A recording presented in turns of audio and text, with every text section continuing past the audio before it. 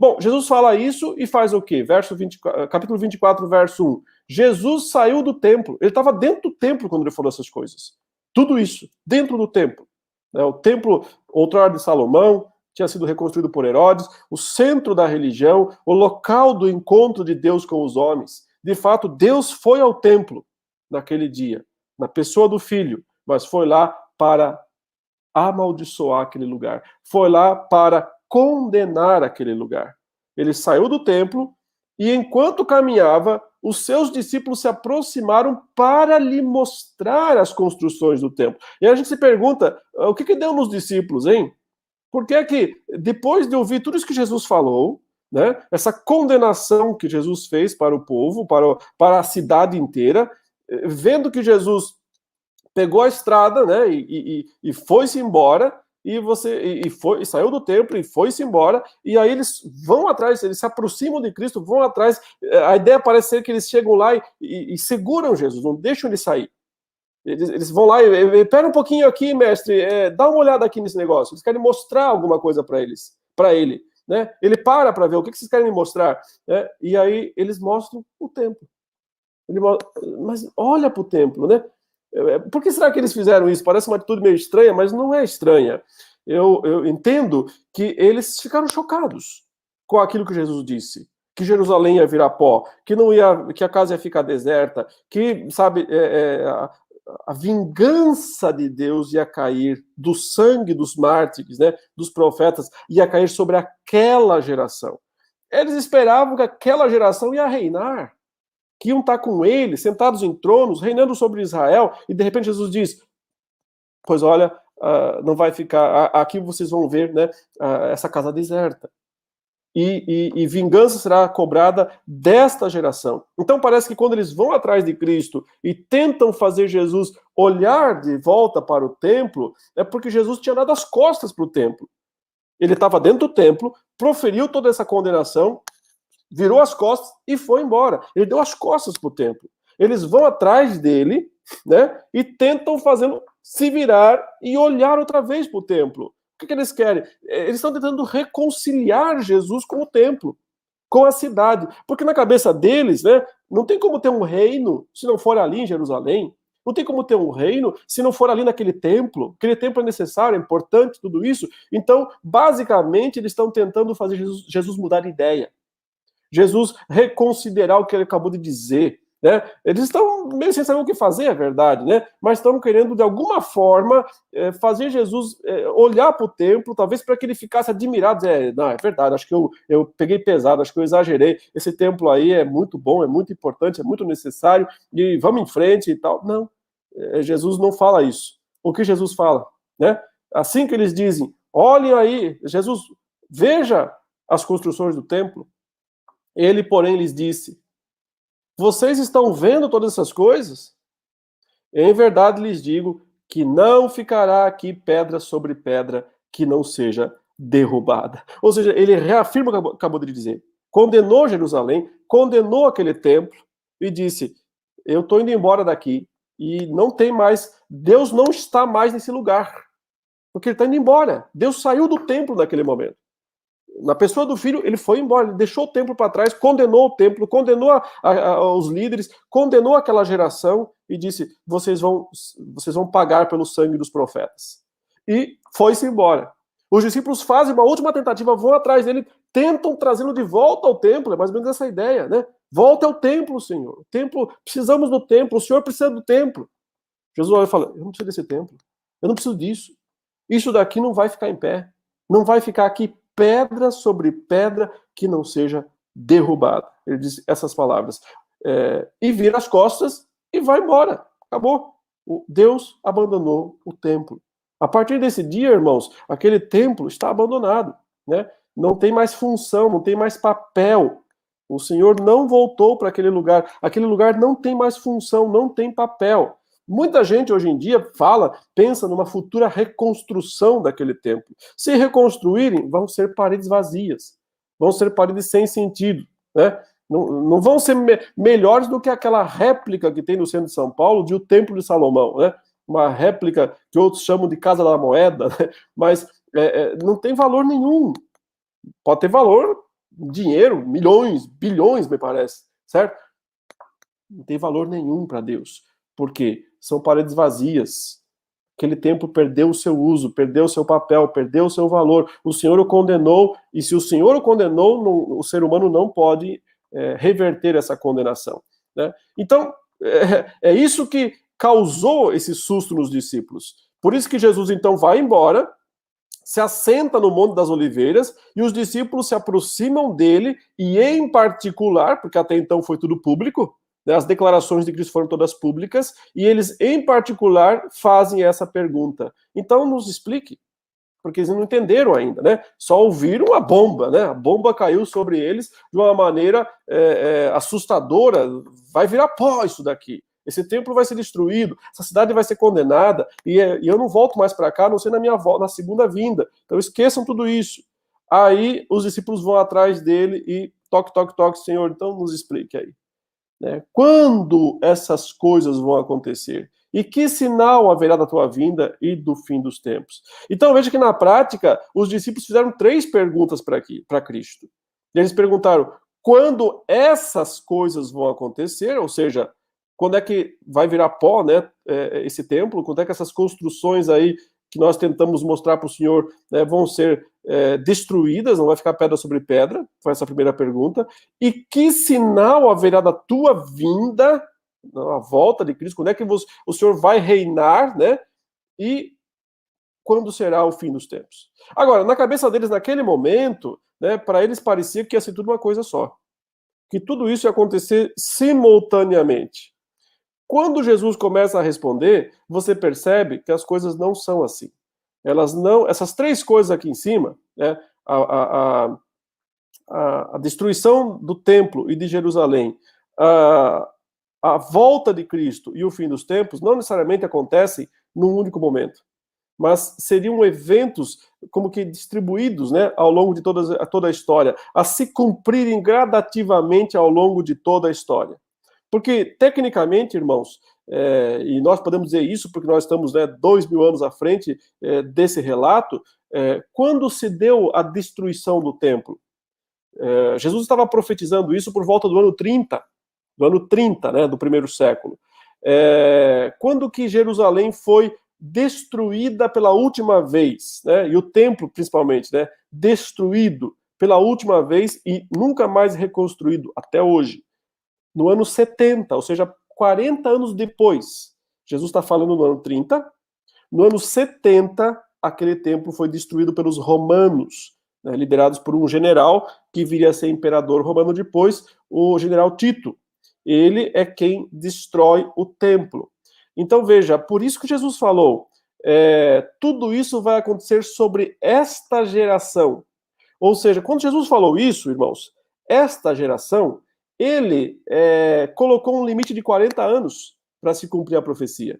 Porque na concepção judaica, uma geração dura 40 anos.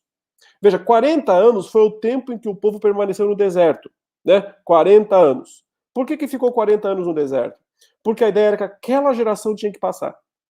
Aquela geração que saiu do Egito não pôde entrar em Canaã. Por que não pôde? Porque eles foram incrédulos. Eles não acreditaram, né, que podiam conquistar a terra. Então Deus disse, então não vão entrar também. Só quando essa geração passar, na próxima geração vocês entram. Só 2 pessoas, né, Josué e Caleb, que entraram daquela geração porque não foram incrédulos, porque foram crentes. Então 40 anos é o que dura, é a duração média, digamos assim, simbolicamente o tempo de uma geração. E por isso Jesus disse para eles, tudo isso acontecerá nesta geração. 40 anos. Cumprido.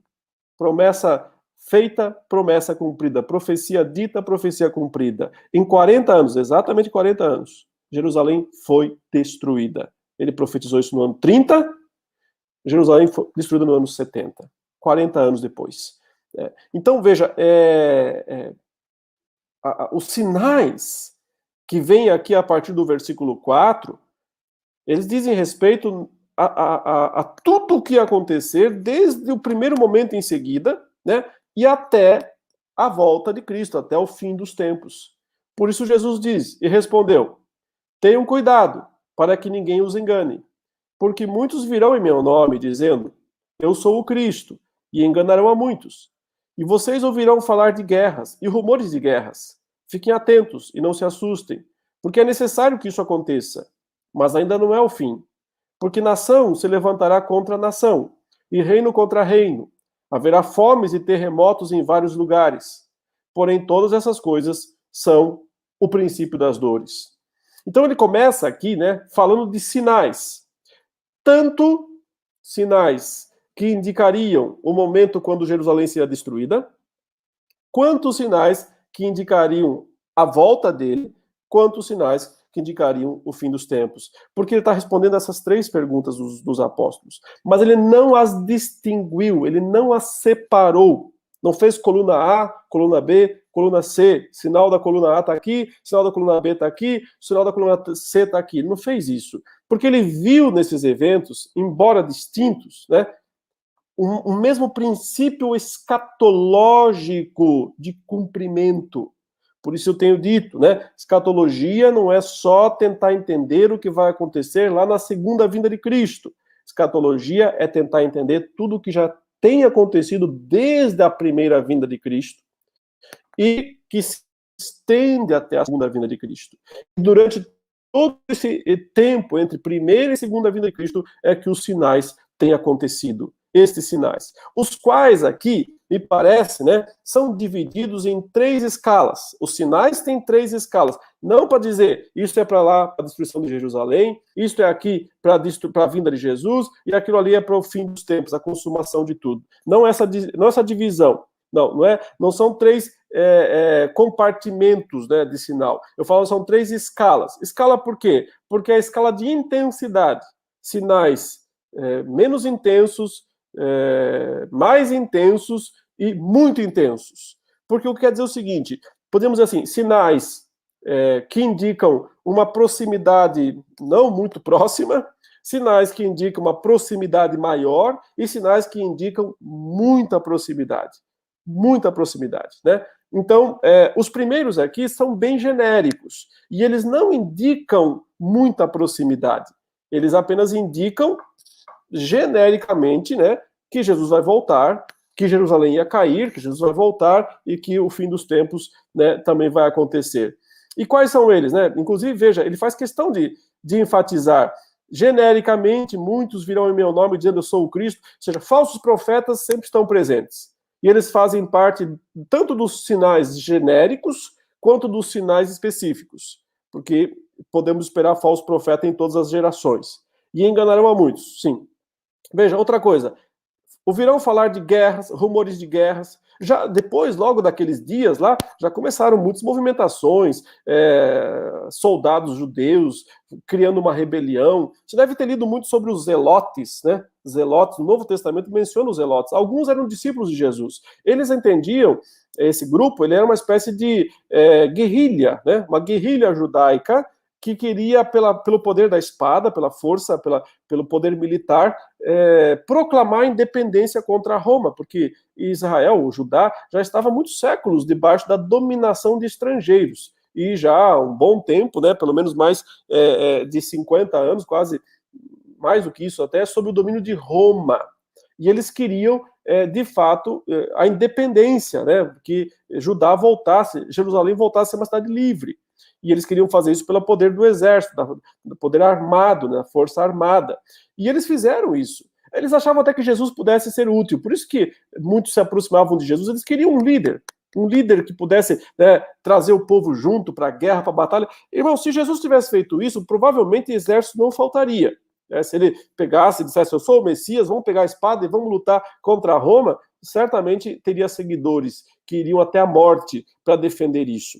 Mas Jesus não fez porque ele não veio para essa guerra, né? A guerra escatológica de Cristo era muito diferente. Tinha a ver com vencer o verdadeiro inimigo, que não é Roma, é o diabo, é Satanás, é o pecado, é a culpa, né? A transgressão da lei de Deus. Mas o fato é que Jesus anunciou a eles, portanto, que eles viriam guerras e rumores de guerras. E eles viram. O movimento dos zelotes já começou em seguida, se intensificou, na verdade, né? Muitos exércitos foram sendo criados, até que no ano 70, 40 anos depois, a rebelião judaica estava tão forte que Roma não teve outra alternativa a não ser mandar as legiões romanas, né? Os exércitos, sitiarem Jerusalém e finalmente eles invadiram a cidade e destruíram o templo, né?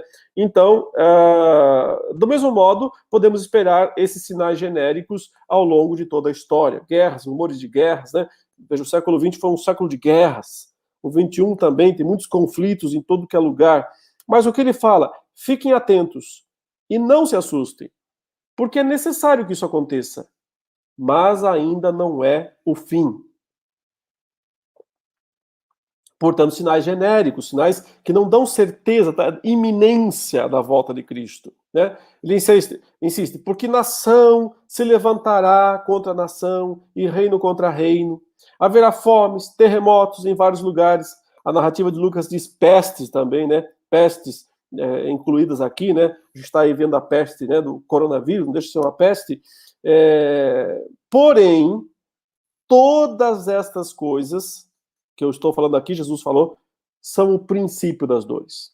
E por que ele usa esse termo princípio das dores, né? Ele está usando a ilustração aqui de uma mulher grávida que vê se aproximar o momento do parto, o momento de dar à luz, né? Vai sofrer as dores do parto. Porém, em algum momento desse final da gestação dela, ela tem as primeiras dores. E essas primeiras dores, as primeiras contrações, como se chamaria hoje, elas indicam o quê? Que o parto vai acontecer em 10 minutos? Não. 1 hora? Não, não necessariamente, né? Indicam que até tem uma contagem, pode levar, alguns partos demoram até dias. Mas quando a mulher sente as primeiras dores, está claro uma coisa. O que está claro? A criança está vindo ao mundo. Ou seja, é o princípio das dores. Então, esse sinal das primeiras dores não diz claramente para a mulher em quanto tempo a criança vai nascer, não diz. Mas diz que com certeza chegou a hora, que com certeza ela vai nascer em breve. Então, são sinais de certeza, mas não de iminência. Então, eles não dão uma iminência, vai acontecer daqui 10 minutos, tá? Mas eles mostram que certamente Jesus está voltando, né? Pode levar um bom tempo ainda, né? Esse retorno, essa volta, mas desde que esses sinais apareçam, então é garantido que ele voltará. O primeiro grande sinal foi justamente a destruição do templo. Uma vez que o templo foi destruído, cumpriu-se a palavra de Cristo, literalmente, cumpriu-se a palavra de Cristo. E se ela se cumpriu lá, por que não vai se cumprir agora? Né? Então, desde que o Senhor deu esse primeiro sinal grandioso, a destruição do templo, os demais sinais aí que acompanham, né, guerras, nações, em lutas, fome, terremotos, pestes, tudo isso está sempre reafirmando para nós. Cada vez que um sinal assim acontece no mundo, é uma reafirmação de Deus. As primeiras dores já estão aí. As primeiras dores já chegaram. Então, as primeiras dores, irmãos, já começaram naqueles dias lá em Jerusalém, a partir, né, do início do cumprimento das palavras de Cristo. Mas aí, na sequência, ele vai dar mais 2 categorias de sinais, 2 sinais, 2 escalas, né? Porque eu falei aqui do sinal da primeira escala, que é uma escala de certeza, mas não proximidade, né? Princípio das dores. Mas na sequência ele vai falar de sinais que apontam para uma proximidade maior. E, finalmente, o grande sinal da iminência, certo? Então, quais são aqueles de proximidade grande? Mas aqui já não é princípio das dores, aqui já é dores avançadas, né? Mas a criança não nasceu ainda, tá? Quais são eles? Verso 9. Vocês serão entregues para serem maltratados e eles os matarão. Vocês serão odiados por todas as nações por causa do meu nome. Então, veja, perseguição. Perseguição é um grande sinal de proximidade, muita proximidade. Quanto mais perseguição acontecer, mais próxima está a volta de Cristo. Se nós não vemos muita perseguição ainda hoje na igreja, é porque não temos esse sinal tão claro ainda, né? Então, muita perseguição e isso aponta para uma proximidade. Um segundo sinal de proximidade, grande proximidade. Nesse tempo, muitos hão de se escandalizar, trair e odiar uns aos outros. Muitos falsos profetas se levantarão e enganarão a muitos. E por se multiplicar a maldade, o amor se esfriará de quase todos. O segundo grande sinal de presença, de proximidade de Cristo é apostasia. Então, primeiro, perseguição. Segundo, apostasia. O que é apostasia? Apostasia é quando as pessoas abandonam a fé cristã verdadeira em massa. Não confunda. Não significa que abandonam a igreja. As pessoas frequentemente abandonam Cristo, mas não saem da igreja. Permanecem na igreja por razões sociais, culturais, econômicas, etc. Há muitos motivos para as pessoas ficarem nas igrejas, lotarem as igrejas, sem que esse motivo seja Cristo. Okay? Então, aqui nesse ponto, veja, o que mantém pessoas nas igrejas? Falsos profetas, que se levantam e enganam a muitos. Então, quando a gente fala de esvaziamento do cristianismo, não é necessariamente esvaziamento dos bancos de igrejas. Eles podem continuar cheios, porque as pessoas estarão lá sendo enganadas pelos falsos profetas. Mas, tempo de quê? De escândalo, tempo de traição, tempo de ódio entre as pessoas, porque justamente ele diz aqui, o amor se esfriará de quase todos.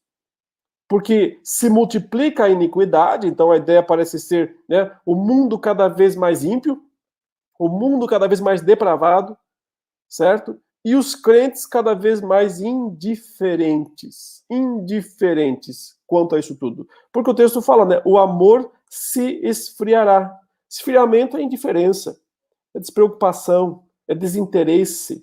O amor se esfriará, e aí vem talvez a expressão mais assustadora de toda a Escritura, de quase todos. Assustadora para nós, crentes, porque diz que o amor se esfriará, não de muitos, nem da maioria, mas de quase todos, sobrando, portanto, poucos. Deus nos ajude para que estejamos entre os poucos que permanecem com o amor sem esfriamento, sem indiferença. Então, veja, sinais intensos. Não são aqui não são aquilo que Jesus chamou de princípio das dores, sinais genéricos. Aqui são sinais mais claros, mais evidentes, mais visíveis. Então, quais são eles? Perseguição e apostasia. Perseguição e apostasia são as duas grandes marcas. Aqui, dentro desse grande movimento de perseguição e apostasia, quando é que ele vai alcançar o ápice, esse movimento de perseguição e apostasia? Na figura do grande apóstata e grande perseguidor do povo de Deus, que é o anticristo. O anticristo, em si mesmo, ele vai reunir essas duas grandes características nefastas.